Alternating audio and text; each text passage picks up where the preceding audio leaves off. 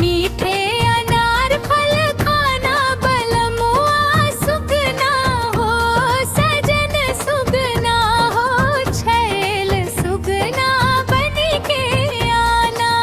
मीठे अनार फल खाना बलमुआ सुगना हो, सजन सुगना हो, छैल सुगना बन के आना।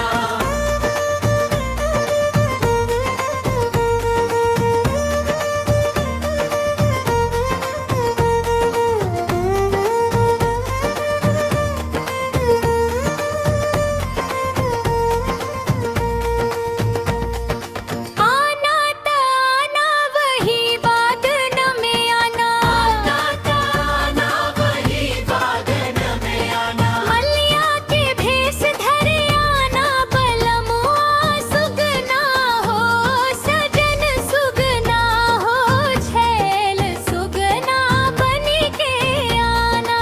मीठे अनार फल खाना बलमुआ सुगना हो, सजन सुगना हो, छैल सुगना बन के आना।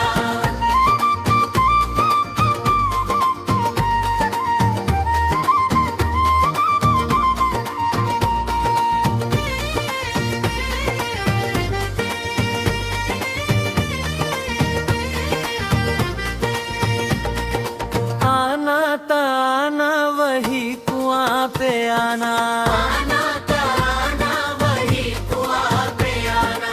कहरा के भेष धरे आना बलमुआ सुगना हो, सजन सुगना हो, छैल सुगना बन के आना।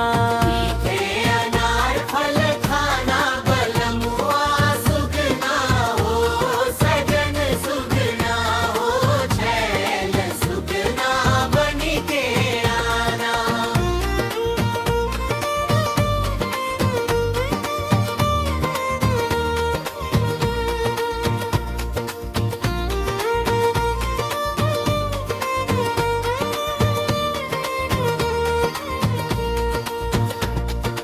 आना ताना वही सड़कन पे आना,